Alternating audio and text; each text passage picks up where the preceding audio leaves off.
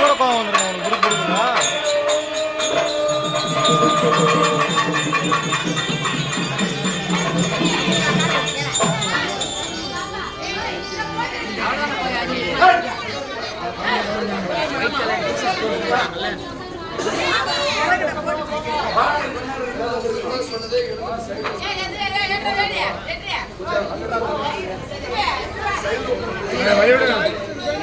வழியா விடுங்க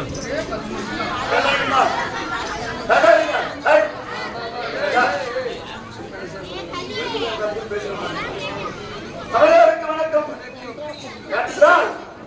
இந்த அம்மன் மதுரை சொல்லக்கூடியது அம்மன் உத்ராத்மநாதகம் சொல்லக்கூடிய இந்த நாடகத்தை எழுதியவர் ராஜநல்லூர் சென்னை ராஜநல்லூர் என்று ஒரு கிராமம். அந்த கிராமத்துல ராமச்சந்திர கவலை என்ற புலவர் அவர் இந்த நாடகத்தை எழுதியிருக்கிறார். எல்லா நாடகம் எழுதியிருக்கிறாரு. அந்த ராமச்சந்திர கவலை எழுதும் போது அந்த அம்மாவை என்ன செய்தாரு, மாடி என்றும் போது என்று பலமான திருத்தி நாடகத்தை வச்சு எழுதிட்டார். எழுதி விட்டார்.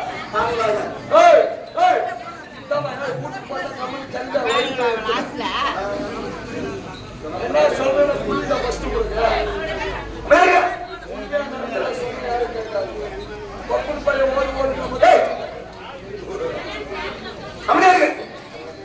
அப்படியே அந்த புலவர் எழுதியது அந்த அம்மாவை மாதிரி என்று போதி என்று பலவாறாக திருத்தி வாசகத்தை வைத்து பாடலை எழுதி விட்டார். அது எழுதிய பிறகு அடக்கப்படியில் அதை படுத்துட்டாரு.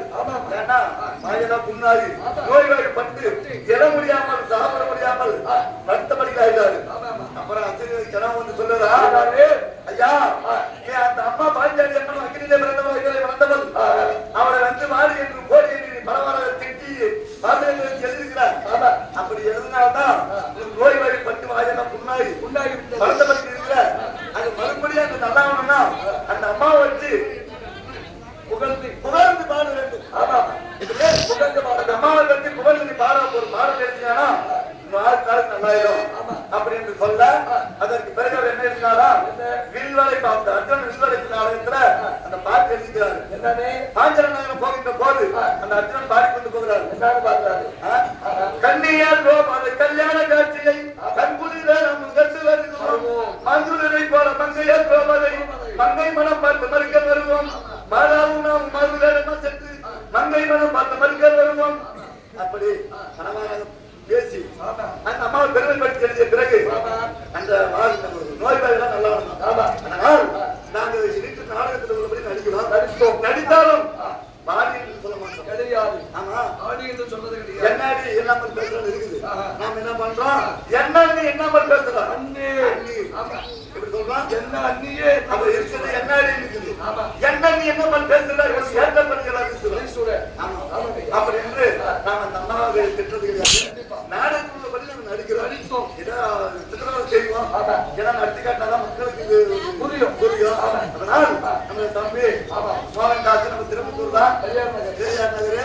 இது வேற அடிக்கக்கூடியவர். ஏன்னா இந்த அம்மாவுக்கு சித்திரவதை செய்கின்ற போது யாராவது திட்டுவீங்க அவனை, ஏன்னா அப்படி பண்ற ஒரு மங்கையா இப்படி பண்ற குடிச்சவங்க போகலாம் அப்படின்னு யாரும் திட்டினா 10 வருஷம் இருக்குது இல்லையா? நாடகம் போய் நடிக்கிறோம். யாரும் எதுவும் திட்டாதீங்க. எல்லாரும் சந்தோஷம். நீங்க அம்மா விசிராமம் பண்ணுங்க, காட்டுங்க அப்படி என்று ஆதரவு கை கழிச்சாலும் கொடுத்தால் மட்டுமே